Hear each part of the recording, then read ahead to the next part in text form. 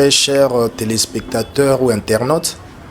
Moi, c'est le Seigneur Ouranos le Grand. Donc, Seigneur Ouranos le Grand, je suis un maître spirituel, Naza, maître spirituel, porteur de lumière. Satan, diabolos, qui veut dire menteur, mensonge. Et ce tolobito attribué, Lucifer, rôle, il y a Satan et Simbate. Spiritualité, c'est quoi ils ont à faire d'abord, il y a Moutounionso. Parce que il faut retenir que nous ne sommes pas des êtres humains auto expérimentés vie spirituelle. Ce qui est ça, là, yangote me boye ba ke mukolo moko boye am na bino wana e quitter corps matériel et qui est dans lointain. Beaucoup tanana ba martiro ba kufa na bamboko kuna beaucoup tanana ba makambo ebele et au lieu de ça ba famille na bino etikala. Il y a eu un grand président ici, il était vénéré comme un dieu, il s'agissait de Mobutu. Donc moi je pense que les hommes politiques, il faut ça la preuve, il y a humanisme. Moi je pense que un politicien congolais, ils n'ont pas de cœur. Il y a une différence entre maladie ou n'a pas diable, na maladie ou normal, naturel, ça rappelle une différence c'est ça. Toza na songe, toza na kati, toza na rêve, toza na cauchemar, toza pena imagination. C'est parce que étude wana eza na amte. Bato bazo tanga na pourquoi na lobby kututé pour na gratuité bato ba okende école. Mais bazo comprendre makambo otangisa bango te bazo kangande makambo ba otangisa bango. Eza kindokyo eleki kimute amabete. Eza kindokyo eleki convoitiste. Eza ba signe. Te kumtema mabeka so moni eza signe. So moni muto azapina mutema mabe osala eloko te mais ya lingaka yo échoué osala bien te déjà eza grand kindoki. Mais qu'est-ce que tu vas dire na bato baloba ke ba okitiste, okit veut dire ce qui est caché, là vous êtes dans les ténèbres. Bato baloba makambo wana nyonso bazaka kana kati ya ignorance pe na kati ya libungi bayebite. Abonnez-vous massivement. Balobi chaîne na mikolo nde makambo. Boyaya na bino boana eloko te. Yangonga natala subino te. Bat TV. Babi Bat TV nde makambo. So ba source information. Ba information vraiment que senti que non. Information éducative. Ba histoire, ba gag, ba film à danger. Total la bisonyo sur na Bat TV. Yo tigali, ngana ke kotala. Otikali, ah, mitali ngana ke. Chers téléspectateurs, chers internautes, les amis de Bat Télévision, c'est avec plaisir que nous vous retrouvons encore une fois de plus aujourd'hui. Bambote Nabino. Lelo tobeta disolo. La politique, la spiritualité. Parce que Babaka, c'est la spiritualité qui influence le physique. Hein? Donc voilà, il y a un truc qu'on va il y a plein de choses dans le marché. Par rapport à la spiritualité, par rapport à la chair spirituelle, il y a un autre qui est à bras croisés, l'autre solana, le Seigneur Ouranos. Seigneur Ouranos, bonjour. Bonjour, on est journaliste. Seigneur Ouranos, d'entrée de jeu déjà, Ouranos c'est l'exilé. Ouranos c'est là qui si le vent souffle, donc mon pépé. Au moni parmi les 4 éléments de la nature, comme ici, mais parmi les divinités, où il s'allie que création, univers et zala, tous en a 4 éléments, tous en a maï, mabele, mon pépé, na moto. Dans la 4 éléments, régence moko na 4 na bango, c'est très important. Ouranos, ndé na zwa kombo wana par rapport à la mythologie grecque. Sur comment on joue, c'est arrivé comme ça ou bien vous avez inspiré? Oui, na kati ya spiritualité d'abord, oza domaine na biso, kombo bazwa kango boye bizozwa te. Kombo ezalaka toujours par rapport ya niveau moko boye to façon mo komeli nde kombo wana o mérité yango. Et pas ya batu misusu ezalaka mingi selon initiation. Donc selon ba savoir mo bo komi na yango ndozo mérité kombo wana. Donc avatar de l'air. Mais avant to ko taper na profondeur à sujet na biso, tonto yeba ba spirituel ou ba to ba sara spiritualité basé belé. Tous en a ba clergé, tous en a ba pasteur, so ya yo. Tu parles de quoi? Fondement na yo base zani. Vous voyez d'abord voilà, où mélanger les choses, il faut pas mélanger la religion. Quand tu parles déjà de clergé, c'est la religion et quand on parle de la spiritualité, c'est autre chose. La religion c'est OK na ba sens na ngona ba définition nango et na préfixe moko d'abord ré et ligion. Donc ré ils ont relié, donc il a dit qu'à relier, réassocier, donc moto abungisi moi et là comment qu'on communication moi boina inanzambe. Spiritualité, c'est quoi ils ont à faire d'abord il y a parce que bah il faut pas retenir que nous ne sommes pas des êtres humains auto expérimentés vie spirituelle. Plutôt tous à être spirituel, tu y expérimenter vie physique. Dans la spiritualité, moi je pense que nous soit à être spirituel. Tout ça être spirituel comment si longtemps nous autres yango. Nga ma connaissance qu'on parle d'être spirituel, c'est ce qu'on ne peut pas voir, c'est ce qu'on ne peut pas toucher. Mais quand vous parlez d'être spirituel, être spirituel dans le monde, bah ange, dans esprit, mais biso toza boinzo to yango ezomona. Mais oui, évidemment, tozo loba, même maloba o toyo kato mona yango te. C'est parce qu'on est animé de quelque chose. Donc corps oyo eza lokola elamba o nzoto nange lati. Ça ne sert à rien. Parce que ceux qui esprit wana ils ont vivifié corps oizate balongoli yango so chinga bombo na mnokono yo kagute. Donc tout ce qui s'est fait c'est parce qu'il y a l'esprit na uti koloba bien que toza ba être spirituel, toye ko expérimenter vie physique, vie matérielle. Poto zonga na niveau oyo le grand divin, le grand architecte de l'univers, la mère divine ba créer la ki biso ya liboso. Ok, la mère divine va créer la Gibiso Liboso. Si aussi il faut parler de la création. Avant tout, parce que toi, tu as la politique, tu as s'il faut parler de la création, Babinzamba Sali Moto, Motoalier, pour ce qui est fruit défendu, Babingane Nassé, au départ, Babaki Babingane Lucifer, et les lots. Place ga babengana Lucifer na se place ka bisope tozaki na se masumu panzani, il y a plein de choses par rapport à makamboana yo lecture nezani.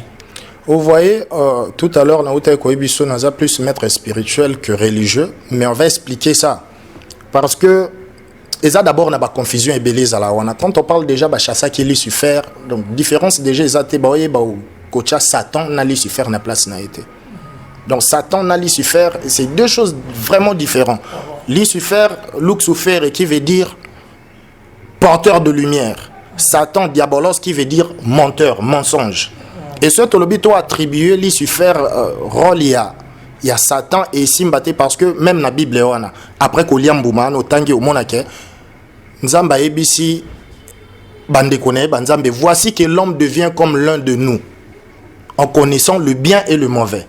Alors que Lucifer a ébissé mutu ce que les arbres de la connaissance du bien et du mal au komaloko nzambe c'est kakosa qui était pour nzamba affirmer voici que l'homme devient comme nous alors que Diabolos a père et a mensonge y a kosa kaka alors que le bamakambo est véridique. Diable et Lucifer c'est deux choses différentes, deux choses vraiment différentes. Et la même personne t'es même personne t'es même nakati ya Bible batanga Bible baby que kombo ya Lucifer nakati ya Bible mutakoti siango za prophète Isaïe. Na tango kala na ba ancienne civilisation babanda osambela surtout na ba Rome au moins sur la muti na 5 heures avant moyebi étoile moko bima babenga ngo Vénus porteur de lumière donc annonciateur ya lumière ya moyi nde babanda ko vénérer Lucifer et prophète Isaïe banda osala allusion na Lucifer nde ba komisa lelote banda ko lobela Nabucodonosor yo mutoza lokole étoile o mimo noza likolo mukolo ezali osala nini okoya parce que maître spirituel ezalaki Isaïe azalaki na guerre na homme politique o ezalaki Nabucodonosor. Mais Lucifer na Bible babengana ka pe na likolo ya solo.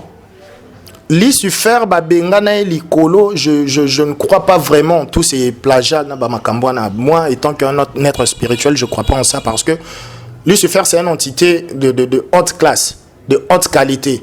Oyo asala pe mutu mabete ce tolobito luka mabe o Lucifer asala mutu ezate. Au contraire Lucifer a payé sa mutu connaissance. Akoma loko anzam. Mais bato nyoso ba sa mabe baza bato Lucifer ba utaka na deuxième monde place sa makama beza monde à Lucifer non. Mais eza yango wana bato il faut bayeba bato il faut ba koma comprendre bato ba loba makambu mingi kaka pona ko loba ezaka momoko ayokaki sans pour autant étudier yango komi ko utiliser yango na kati ya phrase na yeto nini ne. Mais en réalité c'est pas ça. Koloba deuxième monde c'est quoi? Eza mokili ya esprit o mutunyo so kenda yango. Ndengo za vivant bo viva à deux vies o lalaka nzoto o epemi molimo wana ki parcourir vie spirituelle. Ndenge kenda na vie spirituelle makambo ekuta akuna ya bientôt ya mabe et mimango pe apo ya ko influencer vie physique. O mona ozwa pe makambo elika awa o memi na monde spirituel. omona awa na mokili ta mususu ozalaki na makambo banda osala olali okomi kolota yango donc esprit na yo e vivre yango kuna okepe kuna yo loloti bazolanda yo bambango ozwi makambo wana ba blocage wana oye nango a influencer quoi maître spirituel tout le monde peut ba témoignage ya bato te témoignage mutu moko boye azaki animé na ba esprit mabe akene na monde moko boye ou bien akufaki esprit kendai una ba aksi ndenge bazo torturer batu monde wana enfer ndenge zalaka et puis pas de Lucifer dans sens que yenda za diable quoi siko bongo yozolo balelo ba explication zo peso zo moi te que yondo zo cha confusion na mitu ya batu parce que biso nyonso toyebi que Lucifer existe à monde wana za monde mabi moto nyonso ayebi ke nga pe na nie existence ya Lucifer te na boyi kaka nde bapesa ye charge ya mabe oyo bato baolinga bapesa ye ndenge bazopesa deuxième monde de charge ya mabe deuxième monde yaka monde spirituel autant babaka motu so akufa ke na enfer akozika mpo na yo existera te. Mais l'enfer n'existe pas sur le plan que moto moko boye. Mais vous dites que Dieu est miséricordieux. Bato nyonso basambela ba unanime nzambe wana sali bato alinga zikisa bona moto. Ce sont des choses moko boye c'est bien. Nde bayebisa bato eza mingi na sens ya éducation pour mutu abanga tant musuko sa ba mabe moko boye. Mais sur le sens c'est que molimo na yo e ko souffrir mingi na mokilo e kende mais mboka mo boye za situé comme nango enfer ça existe pas. Et c'est comme tozala na vie awa quand tu es dans le bonheur tu es dans le bonheur tu es heureux. Quand tu es dans la misère tu es malheureux c'est ça l'enfer. Nde moko pene esprit na yo yango wana mutu tango za na vie oyo il faut déjà osalaka ba œuvre ya malamu oyo ko accompagner au tango okende dans l'au-delà tango okende dans le lointain donc c'est un peu ça. Ah maître spirituel makambo eza matata mingi bon concrètement avant de kota mamsu message na yo révélation na yo message na yo eza nini au fait parce que Batu baotala ba comprendre qu'est-ce que tu veux enseigner Batu. Mission joie kezanini, révélation kezanini, ou dozote Batu nini.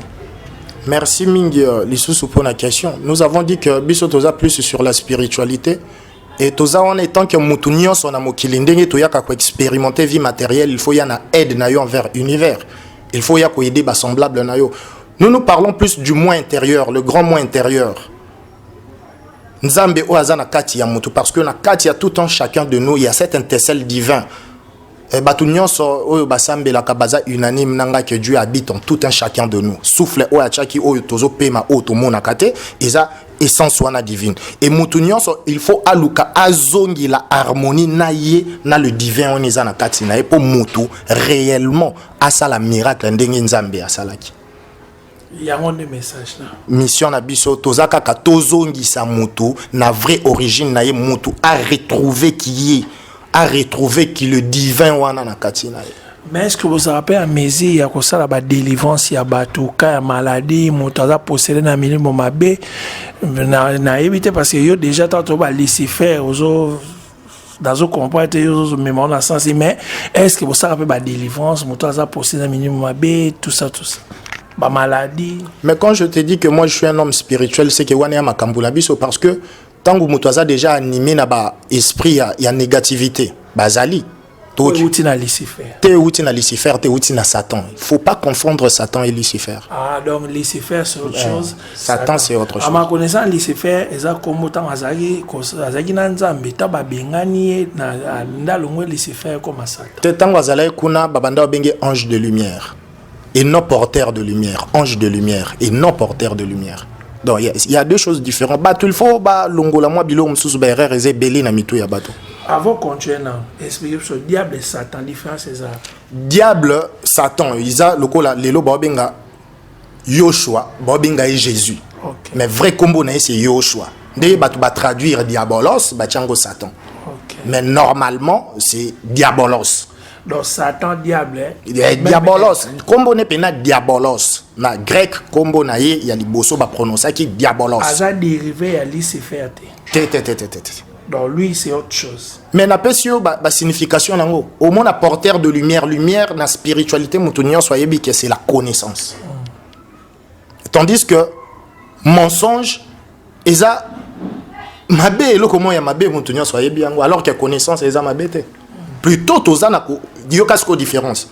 Satan za malin Lucifer aza connaisseur, aza na savoir. Donc mutu aza na mayele ya malamu na mutu aza na mayele ya mabe. Donc baza opposé, baza ba être opposé ba okoza elo au mon côté. Rien que non la signification ba kombo la bango zo la ça déjà. D'abord je suis un être spirituel. Biso tozo tala mingi makambo etali molimo.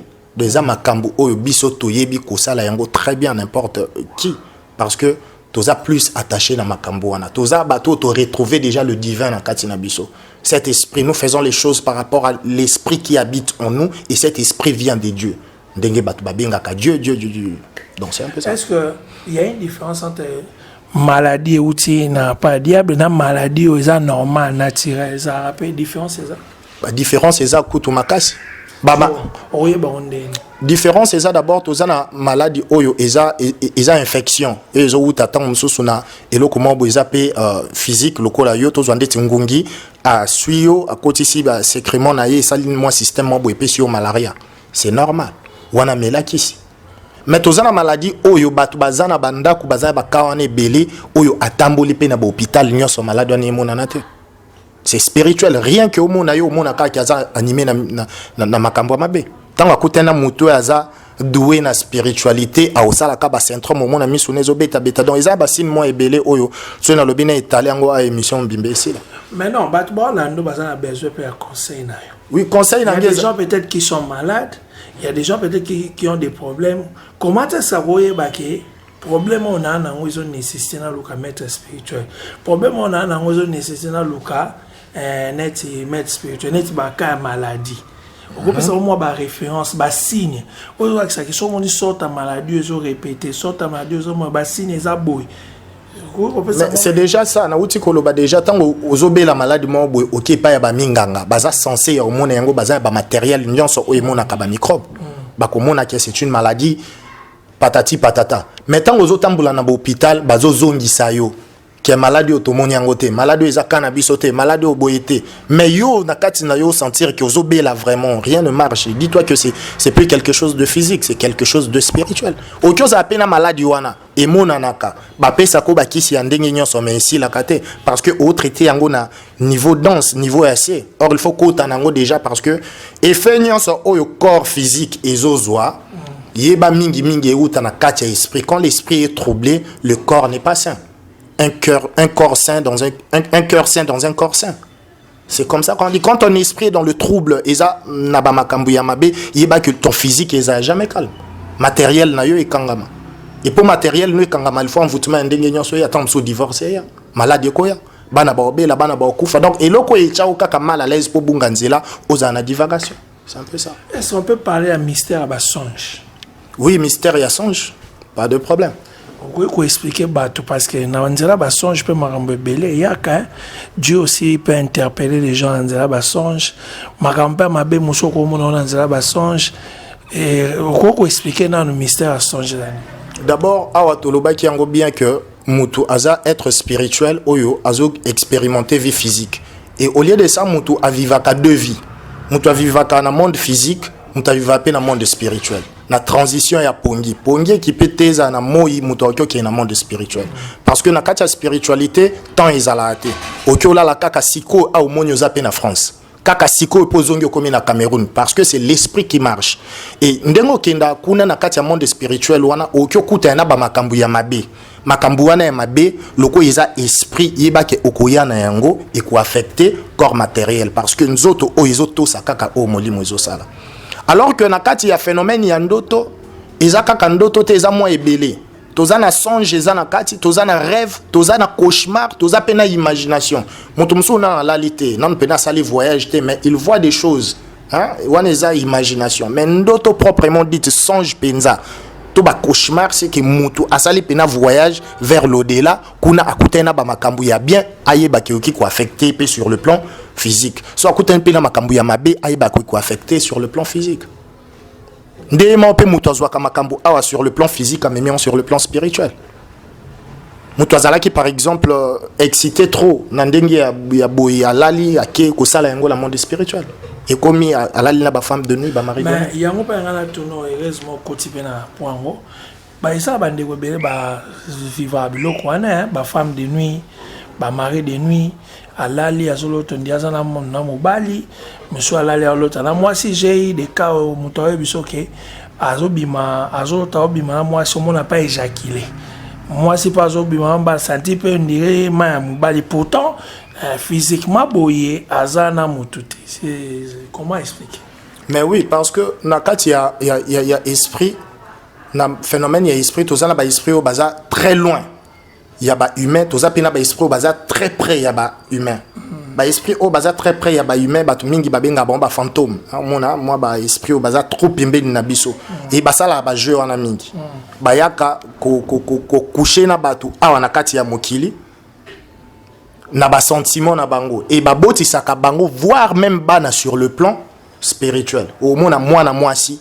Abima nepetan msuna mibali trotté a bota pété a longo la pesé mité même abele ko ya déjà otali ka bo mona mokeme a bota ta longo la pesé mité batukutu na quartier bakanisa anda o ya boka trop mais parce que ya melisa kana ba sens moko boye spirituel donc ça existe ba makambo na izali et ya kapena ba blocage ya moi makasi batu misusu peso ki entité wana ya libanda asepela ki na yo mingi a peso pe ba chance mususu ça dépend na ye mais na kati ya mokili izana ba makambo ebele oyo kokyo simba te omona ta mususu so aza moi si gwa mibali ezala lisute so aza moi mobali gwa basi ezala lisute nde batu bakomi sikoyo kose kokoma na ba façon oyo batu il faut bakoma te batu bakomi ba homosexuel ba bisexuel ba gay pona ba makambo wana ce sont ils ba makambo ya mabe mingi alors que mutu oyo aza censé ya kozala pembeni ya nzambe oyo aza censé ya kozala créons l'homme à notre image selon notre ressemblance basaleli mwasi atiki mwasi alandi mobali basaleli mobali aboyi mwasi alingi mobali tandis que nzinzi wa résonateur ça makambo wana allez-y comprendre parce que mutu aza le plus influencé na kati ya création ya nzambe par rapport ya bikela monyoso. Et aza très jalousé par rapport à Bikela Mounyoso. Guerre ya moto d'abord na Satan yango. Mais pas possibilité za moto aza ba genre ba problème na niveau na bino soit contacter bino. Moya ko sunga zali. Oui, moya ko sunga zali makasi à 100% parce que c'est eza makambo batu bazwa kaka exemple ya place tozo suka pour ba suki sabiso wana te. Toza vraiment large, toza le moins l'infini plus l'infini parce que c'est la spiritualité. Elle n'a pas de frontières. Est-ce que ba sorcier va exister? Oui, un sorcier existe. Moutoine ego sorcière Ezali existe. Est-ce que vous pensez que c'est technique? Oh, il y a repérer donc spirituellement des choses avancées. Mais est-ce qu'il n'y a pas de signe où il y a repérer donc et puis pour nous voir sauver dans donc place moko. Qu'est-ce que moutoine ko ça là pour que à quoi il y a par exemple na piège ya ndoki wanati? C'est l'amour. Linga mutunyo sonde moko. Donc linga et force wana ebundela yo te oboma te parce que force ya nature et vandi mingi na bolingo l'amour proprement dit sans causer les lots mususu en retour mais avec la connaissance oyebi ke muto azandoki il y a un adage qui dit il vaut mieux vivre avec un diable que tu connais que d'un ange que tu ne connais pas oyebi déjà azandoki olio yina yo banga yo lingi kaka simplement ba na butu ndoki aza créatif mo ay barate ondeko na ngoni peut facilement te détruire oyebi na mboka oyo to assister na bato ebele bandoki pe ya makasi baluka balia ya sambela pete me bakoka olia ete bakufa te tilelo bandoki wana bakufa pourquoi parce qu'alinga bango asayela bango oya asayela bango mais quand vous enseignez les gens la haine ya koyina bango ozwi mwana no banjo nyokola déjà yo kotisi négativité et négativité za haine wana porte yo fungwelie ndoki a profita kana mutu kaka na erreur oyo kosala par rapport ya ba loi ya nature ce que au défier ka loi ya nature au pesi ndoki porte accès ya osala o mabe loi ya nature netini ndeti bolingo loi universelle bolingo. OK mais ça peut na on a pour détecter sur ces répondre nous avons signe peut-être pour resunga batou sur le plan spirituel ce serait un peu très difficile à quoi expliquer parce que et mon anaté zapé parmi mes grands secrets mais sur le plan physique boy pour comprendre déjà que mutona zandoki d'abord ils ont qui ndoki eleki qui mute amabete ils ont qui ndoki eleki convoitiste ils ont ba signe te kumtema mabeka so moni eza sinet so moni mutu azapina mutema mabe osala eloko te mais ya lingaka yo ichoué ozala bien te déjà za grand kindoki Tous on a un sujet parce que la plupart des chrétiens, tous on mais il y a tout une question. Il y a des gens qui basimba bakisi, mais à la fin des comptes, il y a bande ko s'entendre qui chone za bon mais on a mabi komiko ya komiko boma bilo rebele comme lukabima alo on a mondo wana azwaki kisi mo ba pesa ki oboye onzungo moko boye. Vous savez, dans la spiritualité, n'invite à kabatou soit la spiritualité, il faut en avoir raison, il faut intellect parce que mental, ils a siège à conscience ou ils a siège à esprit. Ceux qui m'ont la connaissance de makambo azo sala, science sans conscience n'est que ruine de l'âme. Yo ba pesi onzungu wana me oyebi yango te, ou ça la spiritualité te yango lobi bien, a simbikisi, ils a mabe. Or, et l'on connaît ce bolinga ba pesa yo ata single faut yeba valeur na yango tina na yango le pourquoi na yango ça la kanini et ça animé na esprit po singa wana nzungu wana en soi et ça les l'autre côté. Et ça ndena entité moko aza sima ya nzungu wana. Mais il faut yeba sko entité wana linga kanini atambola kandeni ya marcha kandeni. Tom so entité wana so fingi mutu abomiyomba moko. Tom so entité wana après 5 ans il faut zo mutu na kati ya famille. Mais yo yebite, c'est d'abord la connaissance, il faut battre base na connaissance. Ya makambazo ça. So na niveau na so mtakuta na ba problème na o délivrer mutu so ayena ba makambo wana oui na o délivrer délivrance ya so les anon mutu yemo kwa linga qui a se délivrer na mutu wana mais mutu wana peso ki alingi ka iloko wana comme na juste cause et comme na juste cause au lieu banda osala mabe. Donc na niveau nous a capable père pesa mutu kisi ya ko pesa mutu kisi, c'est-à-dire mutu a besoin comme na mbongo na ti ba porte-monnaie magique. Moutana besoin de libala, moutana besoin yoko pesa pe mutu makam. Mais eza makambo ngana salaka déjà. Je suis dans ça. Batouba longola confusion ya ko loba ke ba kanisa tombe sous je suis un pasteur. Non, moi je suis pas un pasteur. Je suis pas un religieux. Moi je suis un maître spirituel. Donc en d'autres termes des biso do bana ba lingana biso do netting genre banganga peu près. Bon, yango wana pena nganga. Hein, ya nzambe siko. Yanganga satana nzambe za. Mais oui. Si on za nganga. Oh biso ibanganga eza côté mabe parce que tant on ba côté nzambe. Donc ça possibilité on peut ça mutu porte-monnaie magique on a mutu ya on peut ça mutu mbongo za mutu on peut ça ba problème ba groupe ba solution. Mais mutu abanda multiplication ezana eza Jésus. Yo choisis la multiplication so nga na sali on mabeza. Donc on peut ça battre sur porte-monnaie magique mutala difficulté mbongo ay peut pas nous passer solution. Mais c'est normal. Donc wana pena makambo biso to salaka. C'est très normal. Mais ça na ba retour te. Et le konyo son akati ya mokili ezana retour na yango soki autosi notification na yango te. Même kisi oy kokyo biki sa yo kokyo sala o mabe soki autosi prescription te. Mais qu'est-ce que tu vas dire na bato baloba ke ba okitiste, okit veut dire ce qui est caché bobunganzela vous êtes dans les ténèbres. Bato baloba makambo wana nyonso bazaka kana kati ya ignorance pe na kati ya libungi ba yebite. Ba jujaka occulte sans pour autant ba poussa na pembeli na yango ba yikola yango. Omoni makambo oyo eza ba faute mingi na opesa na église catholique. Ba romain disons pour na généraliser te ba romain à époque au ba créaka catholique pour na souci au gouverner monde entier ndé ba sala makambo bazwa ba mage ndeti ba biso ba occulte ba sorcier na ba païen ba disperser bango parce que ba boma bango trop na loin Constantin Ier na balance 688 so na bosanité na ko luka ko salir magie ba pesa yango image mabe o ba pesa yango lelo pour bango ba longa na kati ya religion. Mais normalement donc le vrai sens c'est pas ça. Ceux qui ba mage ils étaient des sorciers ndengi ba to prétendre koloba. Pourquoi ba memela ki Yoshua ba présent au ba yelakai. C'était des mages ba to liboso ba monaka Jésus pe ba la ki guider na étoile du matin. O tozo benga Luxufere. Alors entre ba mage na batuana banani baza plus rapproché ya Yoshua oyo batu ba komi sanzambe. Ce sont des mages. Mais si koyo tous attend où ils allent en première partie. Nena Seigneur Uranos.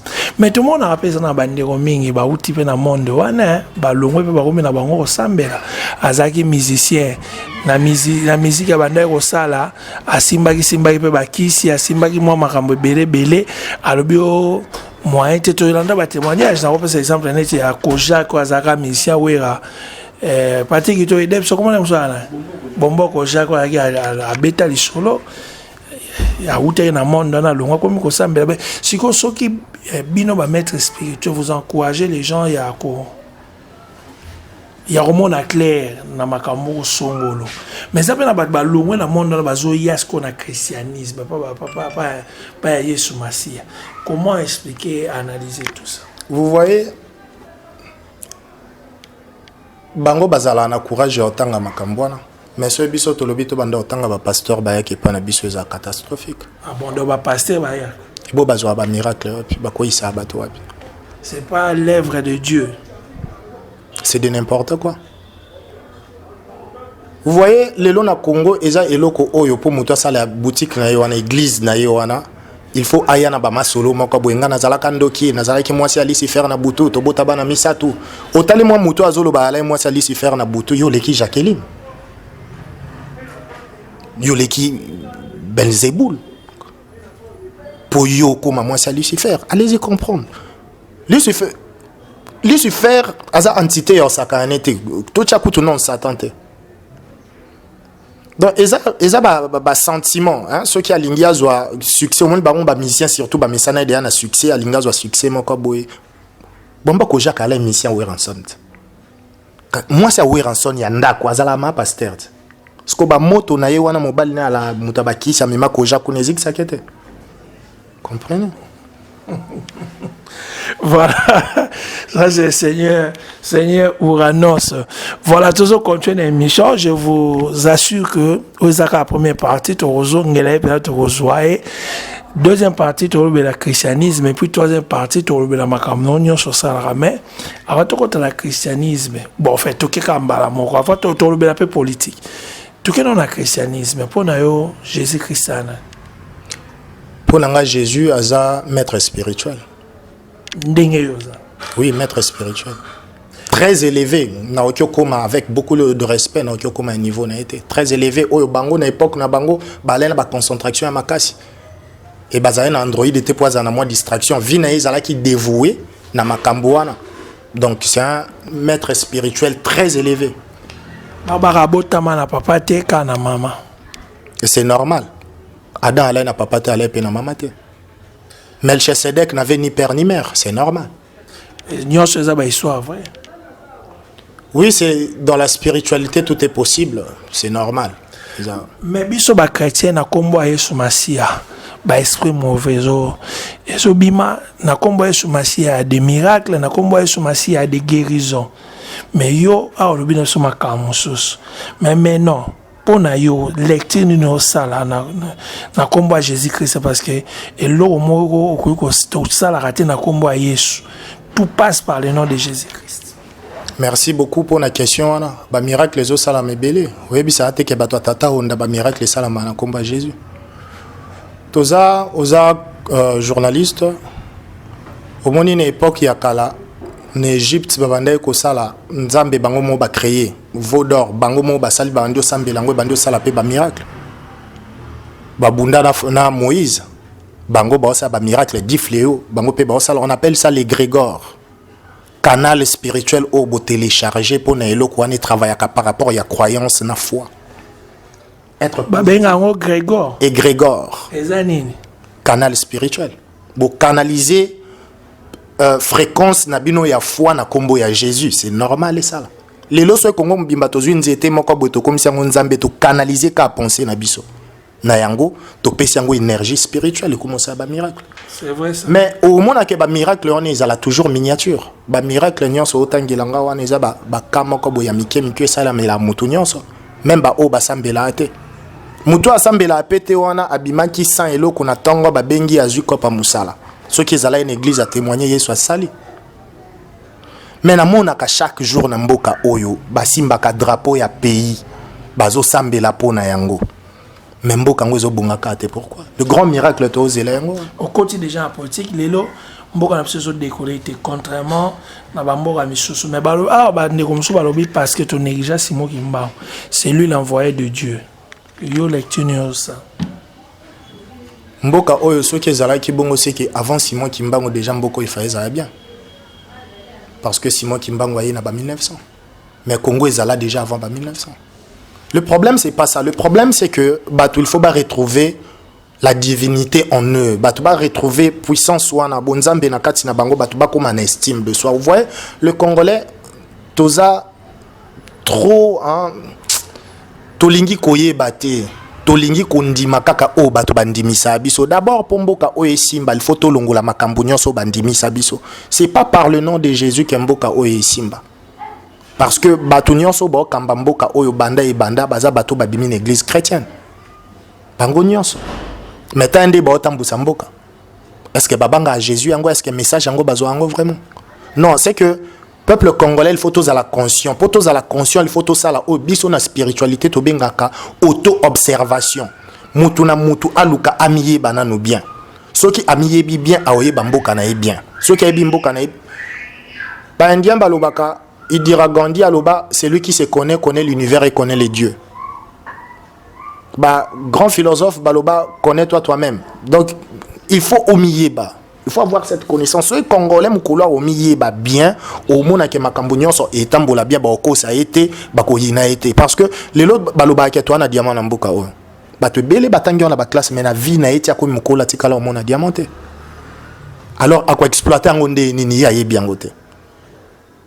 Batu bazana mboka oyo bayebi te tamsu na kwilu mbili zala trop avant ni na kina tamsu Alexa soit yeba ki yango akokyoke na kwilu kuna asali malaxi asali mafuta mbila. Donc il faut tomiye bananu toyeba mboka na biso toyeba ressources na biso comme ça to koyeba batu nini o isinga biso to tinda kuna na ba parlement to pe na ba gouvernement wana. Sinon te batu oyo tozo tinda baza manipuler d'abord nyonso esimba te bazo kende na but ya na ndenge religion eza na individualisme so ba aller ba être spirituel balinga ba comprendre qu'il faut ba bunda pona but ya société pona but commun te. Malheureusement yango nde ba sala. Mais les lots place à Congo na monde des awapi parce que les lots congolais ba komi ko négliger congolais za suna valeur te au monde rwandais les lots komi na valeur koleka au monde ba congolais ngambo monde donc les lots congolais na biso za suna valeur te. Pourquoi? Parce que spiritualité est très basse pardon to ezani. Vous savez, il n'y a pas de salut que oui, outi na katia spiritualité, et outi na katia esprit. Esprit ya ba congolais est tellement trop faible. Raison pour laquelle aux homona batu ba sakana biso, tozana to lingi spiritualité. Quand on parle de spiritualité, nde batu ba landanga bo il me traite directement de sorcier. Ba linga même pas ba na ba landanga. Soit disant na kobungisa bango nzela. Mais nzela on a besoin d'entendre comme ça biso ba plus naïf mutu il faut aluka spiritualité mutu il faut aluka à défendre qui est la personne mutu. Quand Dieu parle de l'homme il parle de l'esprit. Soit nous créons l'homme à notre image selon notre ressemblance. C'est l'esprit qui habite en l'homme, c'est pas la chair parce que Dieu n'a pas de chair. Et esprit on a ce yo négligé yango c'est que papier voiture ba négliger mutu ka etambolande. Ils ont le côté comme babengango so kimbambala et vendu wana na garage. Ils a Caracas à Pamba. Donc ndenge ba congolais toza tambola ba Caracas ya Pamba parce que toza na spiritualité, toza ba spiritualité, faut être des spirituels. So to vandi ci spiritualité ya mutu na kati na ye, on comprendre par na ye na kati ya mokili, on comprendre position na ye na kati ya mokili, on comprendre mission na ye na kati ya mokili. Mais maître on annonce on a meka au contredire yo moké parce que à ma connaissance la plupart des politiciens mingi surtout ya kala ya lelo je sais pas mais mingi bazaki déjà ba okitiste balinga mambo spiritualité makasi. Vous savez, il faut se méfier. Kobo se ponchakate na makambo boyo kakayepa ya bato. Il y a des roses chrétiens, maïkari. Na lobi ndeti lelo, beti époque ya kala. Moto a financé l'église bo benga lobi nzambi na. Ça je ne sais pas. N'est-ce pas Mobutu? S'il était au culte nde bato bakanisa c'est Mobutu. Il est azaleno catholique.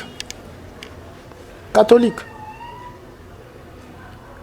Bato wana nyonso baza bana ya ba chrétien.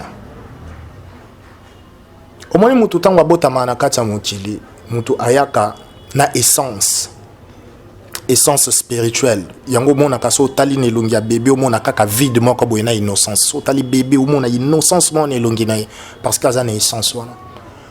Mutu akomaka kozwa siko personnalité par rapport ya makambo eza tout autour na ye. Makambo nyonso ezo leka na entourage na ye, ba parents na ye ndenge ba vivre, ceux qui bazo stressé, makambo na nyonso eza cerveau na ye zo enregistré. Yango nde constituer vie na ye ndenge oza alobi. Et c'est ça le problème ya Congo. D'abord bana ba otanga bien te. Est-ce que ebi ke bana ba otanga bien te na mboko? Na éviter parce que tu gratuité d'enseignement il y a qui ba classe offert mais tout le monde peut bana ba tout ça ba sexe tape bana ba ça la sexe bana miké ba troisième des humanités na éviter chose au monde ba vidéo. C'est parce que étude wana ezana amte. Ba tu bazo tanga na pourquoi na lobby ku tout est pour la gratuité ba tu ba okende école. Mais bazo comprendre makambo otangisa bango te bazo kangande makambo ba otangisa bango. Ba professeur nyonso mboko ba yebiso ba pesi examen to interro mwana ako répondre kaka phrase ya koma na tableau pour akangi ngonde mais à comprendre te. Et motozo comprendre te pourquoi parce que son esprit n'est pas disposé. Voilà tout comme ko kende na suka émission na biso na ebité concrètement pour na mboka na biso. Osenga bakonzi nini bato bazotala yo population zotala yo population comme na moment moko oyo comme na désespoir ba politicien bazo mema biso on dirait j'ai un ping pong on dirait bazo beta Nintendo oya mema biso boye population zo souffrir bango comme akaso ki ba komi pemene élection ba mosala ba marche mais pendant que ba map zo mata biloko ko lié na ba problème balingi ko marché te balingi ko lukela biso solution te mais soki comme ba problème personnel na bango ba intérêt na bango ba bimisa bat na ba balabala. Donc moi ce que j'ai compris na ba politicien mboka na biso vous ne regardez que vos propres intérêts na éviter lecture d'igno sala na passe la population na ba politicien mboka na biso message européen na président de la République. Omoni les hommes politiques congolais ils ont manqué à savoir il faut voir que l'autre est une partie de toi que tu n'arrives pas à contrôler. Donc ngana za yo zangai soki bozo tambusa mboka na ba but égoïste bongo eza mabe makasi et mboka obo chargeango na ba karma après ba 50 ans ils sous plus dur na place ke bonga ils sous na pasi makasi bo sala makambu pona moni bino bo ala déjà bien je crois que boyebinde lipe comme na cité peut-être bo sombaka ya supermarché ya cité boyebite boza de na ba pango partout mais est-ce que humanisme wana sens ya bomutu wana ya ko comprendre que o batika liana o bino bo pesa kombo petit peuple bazape na posa ya jouir na vie c'est ça soki bo sala yango te me boye ba ke mukolo moko boye am na bino wana e quitter corps matériel o et kende na lointain beaucoup tanana ba martiro ba kufa na bamboko kuna beaucoup tanana ba makambo ebele et au lieu de ça ba famille na bino etikala. Il y a eu un grand président ici, il était vénéré comme un dieu, il s'agissait de Mobutu. Donc moi je pense que les hommes politiques, il faut ça la preuve, il y a humanisme. Moi je pense que hommes politiciens congolais, ils n'ont pas de cœur. Dans la loi, la constitution, ceux qui bozangi courant, électricité pendant 24 heures, bozan a droit au marché. Non, on a mon homme politique, mon côté abîmé à l'obito marché, le lopo courant, ça l'a été. Ceux qui connaissent makambo ya ba poste na ba parlement ba makambo belé ba bengi bana batuna banzala bana ba ke kufa lisusu c'est de n'importe quoi. Alors pour Congolais qui ndeli sou na makambo wana te il faut esprit na yezala éveillé à atteindre état christique. Ceux qui atteindre éveil wana à comprendre en sal sou makambo wana te mukolo congolais au longola ke toute autorité vient de Dieu ndemboka oyo comment changer. Mais ceux qui ont kanisaka ke nzambe mutachaka bango wana nzambe de acheo esprit présence na yeza na kati na yo. C'est lui qui te fait ba mouvement non nyonso sala isa souffle na donc il t'a laissé le libre arbitre et décider sur ton destin. C'est ça. Avant d'attirer le micro, on peut savoir contact, sur la tâche, à la main. Question moi curiosité. Ba maître seigneur, apparemment la monnaie est comme la monnaie moi 2, 3, 4, 5 personnes, la monnaie déjà bimi. Mais comme ça, vous êtes trop jeune et puis comme ça, vous sali, vous êtes très beau. Vous avez bilongia bien. Et ça, les lopos ma maître spirituel, vous avez bilongia bien. Faut à la gêne, on ça constat, na sali pour remarquer moi 2, 3, 4 personnes à monnaie, ça presque ndenge mo. Non la monnaie est longue ma bête. Vous savez, Nambo Kanabiso Tozala na bato, Obanda Benga Banganga. Banganga balai bato yo akepa vie moko buya kati moi banzoloko apesi moi eloko mo boya ça la bato makam. Mais aujourd'hui la spiritualité n'est plus comme ça. Spiritualité comme ici il faut qu'il y ait tanga. Il faut y école, il faut bimatam son école moko boy. Donc et comme eloko ya ba intellectuel. Et comme quand on parle de l'intellectuel, un intellectuel, Orlinga kaka misala bo, Orlinga zala bien, Orlinga zala présentable. Un intellectuel pour qui n'a pas place, oyo batubaza, il faut là ta moi bien, moi nimi, donc c'est comme ça. Voilà, ngala kusuki siya, je salue batu nyonso bolandi biso na Central TV, Oreb TV et puis na Bat Télévision. En tout cas, merci beaucoup de kolande mission na bino.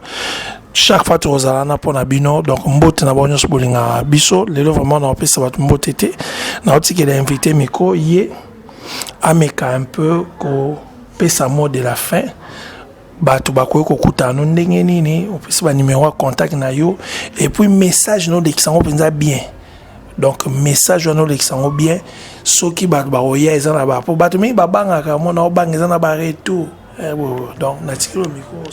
Très chers téléspectateurs ou internautes, moi c'est le Seigneur Ouranos le Grand, donc Seigneur Ouranos le Grand, je suis un maître spirituel, Naza maître spirituel, je fais tout ce qui concerne la spiritualité.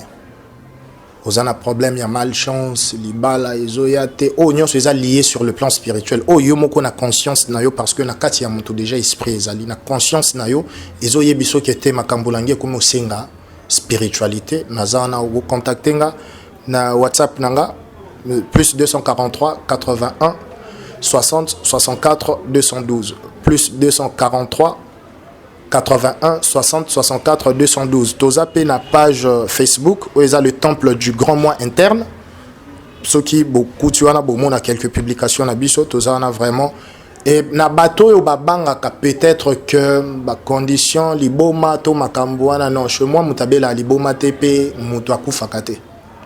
C'est important yango wana mais so zana posa ya réussite to œuvre na yo et simbandengo sengaki auto saka makambo to sola en tout cas bambote na bino nyonso merci. Abonnez-vous massivement balobi chaîne na mikolo nde makambo boyaya na bino bwana eloko te yangonga natala subino te Bat TV babi Bat TV nde makambo so zo ba source information ba information vraiment que senti que non information éducative, histoire, gag, film à danger.